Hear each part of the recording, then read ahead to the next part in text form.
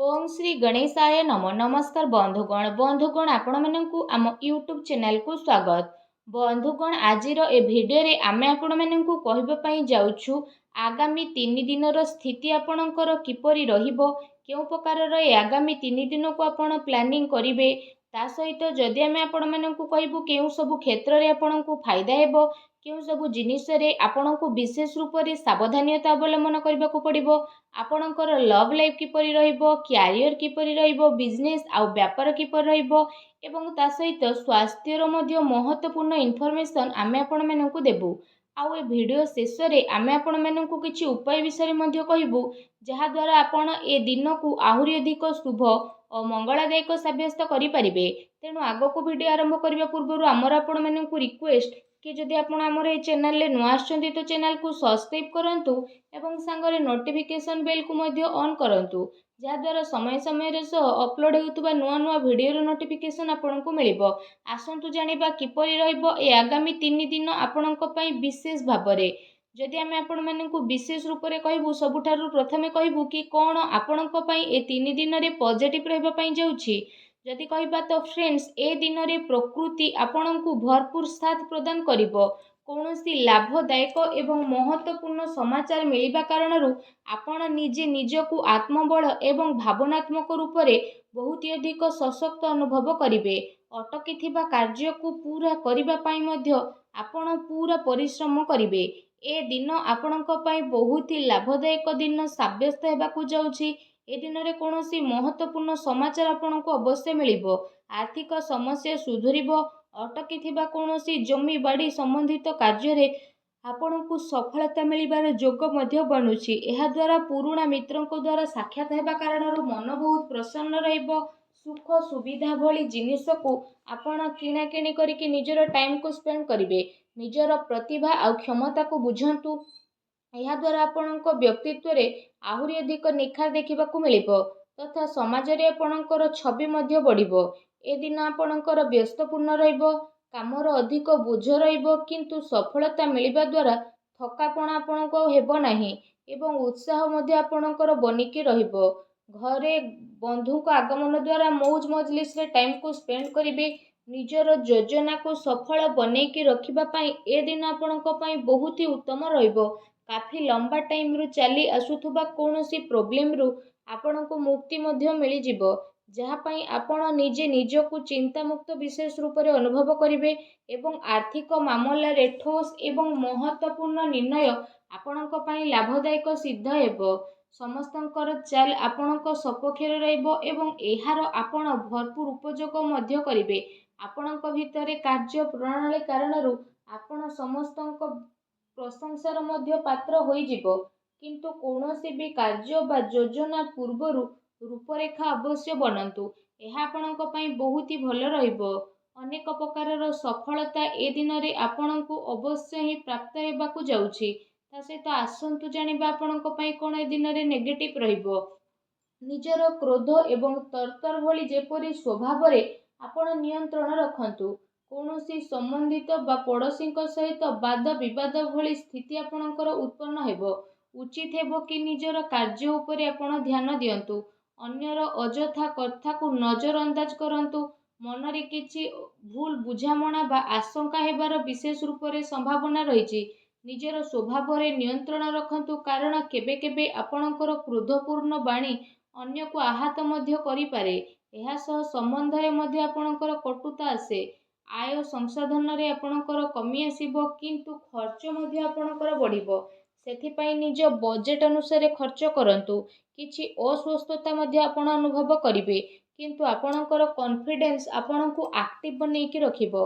एहा सहित जदि कहिबा अन्य कारणरू कौनसी प्रकारर धन हानि मध्य आपणकर होई पारे। भाई भौणी सहित निजर संबंध को खराब ना हेबाकू दियंतु नाही। एहा द्वारा अकारण रे ही आपणकर चिंता उत्पन्न हेबो। कौनसी प्रतिद्वंदी जलन भावना कारणरू आपणको पई किछि नकारात्मक वातावरण मध्य अनुभव हेबो एवं किछि कथा को नै लड़ाई झगड़ा मध्य आपणकर होई पारे, किंतु टिके सावधानता आपणको प्रॉब्लम रु मुक्त मध्य प्रदान करिवो। घर बड़ वृद्धंकर अवहेला आदु करंतु नाही। केबे केबे भूल बुझामणा एवं अलस्वामी कारणरू ଆପଣଙ୍କର ବନୁଥିବା କାର୍ଯ୍ୟରେ ରୋକାବଟ ମଧ୍ୟ ଆସିପାରେ। ଏହା ସହିତ ନିଜ ବିଚାରରେ ମଧ୍ୟ ସୁଧାରତା ଆଣନ୍ତୁ। ଏହା ଆପଣଙ୍କ ପାଇଁ ବହୁତ ହି ଭଲ ରହିବ। ଆସନ୍ତୁ ଜାଣିବା ଏ ଦିନରେ ଆପଣଙ୍କର ଲଭ୍ ଲାଇଫ୍ କିପରି ରହିବ। ବୈବାହିକ ଜୀବନରେ ସାମଞ୍ଜସ୍ୟ ଆପଣଙ୍କର ରହିବ। ମନୋରଞ୍ଜନ ସମ୍ବନ୍ଧିତ କାର୍ଯ୍ୟରେ ଆପଣ ଆପଣଙ୍କ ଟାଇମ୍ ସ୍ପେଣ୍ଡ କରିବାରୁ ପରିବାରରେ ହାସ ପରିହାସ ଏବଂ ଖୁସିର ମାହୋଲ ରହିବ। ପାରିବାରିକ ବାତାବରଣ ଆପଣଙ୍କର ସୁଖଦପୂର୍ଣ୍ଣ ରହିବ। ପ୍ରେମ ସମ୍ବନ୍ଧରେ ମଧ୍ୟ ପ୍ରଗାଢ଼ତା ଆସିବ। ରୋମାଣ୍ଟିକ ମାହୋଲ ରହିବ ଏବଂ ନିକଟ ସମ୍ବନ୍ଧରେ ଡିନରରେ ଯିବାର ପ୍ରୋଗ୍ରାମ ମଧ୍ୟ ଆପଣଙ୍କର ବନୁଅଛି। କାଫି ସମୟ ପରେ ଘରୁ ବାହାରିବା ଏବଂ ଲୋକଙ୍କ ସହ ମିଶିବା ଆପଣଙ୍କୁ ଖୁସି ଏବଂ ଶାନ୍ତି ପ୍ରଦାନ କରିବ। ପାରିବାରିକ ବାତାବରଣ ଖୁସି ଭରା ରହିବ। ଘରର ସମସ୍ତ ସଦସ୍ୟ ଜଣେ ଆଉ ଜଣଙ୍କ ସହିତ ଟାଇମକୁ ସ୍ପେଣ୍ଡ କରିବେ। ବାହାର ସମ୍ବନ୍ଧୀୟଙ୍କ ସହ ସାବଧାନ ରୁହନ୍ତୁ। ଏହାଦ୍ୱାରା ମାନହାନି ହେବାର ସମ୍ଭାବନା ରହିଛି। ପରିବାରର ଗତିବିଧି ଆପଣଙ୍କ ଉପରେ ଦେଖା ମଧ୍ୟ ଯିବ।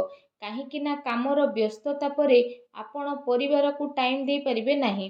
ସେଥିପାଇଁ ଆପଣ ସେମାନଙ୍କ ପାଇଁ କିଛି ଟାଇମ୍ ଅବଶ୍ୟ ବାହାର କରିକି ରଖନ୍ତୁ। ବୈବାହିକ ସମ୍ବନ୍ଧରେ କିଛି ସମୟରୁ ଚାଲି ଆସୁଥିବା ଟେନସନକୁ ଆପଣ ସୁଲଝେଇବାରେ ସଫଳ ପ୍ରଦାନ ହେବେ ଏବଂ ଘରର ବାତାବରଣ ପୁନଃ ସୁଖଦ ଏବଂ ମଧୁରପୂର୍ଣ୍ଣ ରହିବ। ଆସନ୍ତୁ ଜାଣିବା ଏ ଦିନରେ ଆପଣଙ୍କ ବ୍ୟବସାୟିକ କ୍ୟାରିୟର କିପରି ରହିବ। ଏ ଦିନରେ ବ୍ୟବସାୟରେ ପ୍ରଡକ୍ସନ ସମ୍ବନ୍ଧିତ କାର୍ଯ୍ୟରେ କମି ଆସିବା କାରଣରୁ ଚିନ୍ତା ରହିବ, କିନ୍ତୁ ଆପଣଙ୍କର ପେମେଣ୍ଟ ଆସିବା ଦ୍ୱାରା ଆର୍ଥିକ ସ୍ଥିତି ଆପଣଙ୍କର ମଜବୁତ ରହିବ। ସେଥିପାଇଁ ବେଶୀ ଟେନସନ ନେବାର ଆବଶ୍ୟକତା ନାହିଁ। ଉଚ୍ଚ ଅଧିକାରୀଙ୍କ ସହଯୋଗ ଆପଣଙ୍କୁ ଆପଣଙ୍କ କାର୍ଯ୍ୟରେ ସଫଳତା ପ୍ରଦାନ କରିବ। ତା ସହିତ କୌଣସି ବଡ଼ ଧରଣର ଅର୍ଡର ମିଳିବାର ମଧ୍ୟ ଯୋଗ ବନୁଛି। ସରକାରୀ ସେବାୟତ ବ୍ୟକ୍ତିଙ୍କ ଉପରେ କାର୍ଯ୍ୟର ଅଧିକ ବୋଝ ମଧ୍ୟ ଆପଣଙ୍କ ଉପରେ ରହିବ। କାର୍ଯ୍ୟ କ୍ଷେତ୍ରରେ କୌଣସି ନିର୍ଣ୍ଣୟ ଏକା ନିଅନ୍ତୁ ନାହିଁ। ଟିମ୍ ୱାର୍କ ବନେଇକି ଆପଣ ସବୁବେଳେ କାମ କରନ୍ତୁ। ଏହାଦ୍ୱାରା ବ୍ୟବସ୍ଥା ଉତ୍ତମ ବନିକି ରହିବ। ଆର୍ଥିକ ମାମଲାରେ କାହା ଉପରେ ଅଧିକ ଭରସା କରନ୍ତୁ ନାହିଁ, ନା କୌଣସି ପ୍ରକାରର ସମଝୋତା କରିବେ। ବ୍ୟବସାୟିକ କ୍ଷେତ୍ରରେ ଆପଣଙ୍କୁ ଆପଣଙ୍କର ପରିଶ୍ରମର ଅନୁରୂପ ବହୁତ ଭଲ ପରିଣାମ ମଧ୍ୟ ହାସିଲ ହେବ। ଏ ଦିନରେ ଆପଣଙ୍କୁ ଆପଣଙ୍କ ଭାଗ୍ୟର ଅଧିକ ସହଯୋଗ ମିଳିବ। ଚାକିରି ପେଶା ବ୍ୟକ୍ତି କୌଣସି ସରକାରୀ ମାମଲାରେ ଫସି ମଧ୍ୟ ପାରନ୍ତି, ତେଣୁ ସାବଧାନ ରୁହନ୍ତୁ। ବ୍ୟବସାୟିକ ପରିସ୍ଥିତି ଆପଣଙ୍କର ଅନୁକୂଳ ରହିବ। ନିଜର ପୁରା ଧ୍ୟାନ ବିଜନେସରେ କେନ୍ଦ୍ରିତ କରନ୍ତୁ। କୌଣସି ବଡ଼ ଲୋକଙ୍କର ମିଳିବାର ସମ୍ଭାବନା ମଧ୍ୟ ରହିଛି।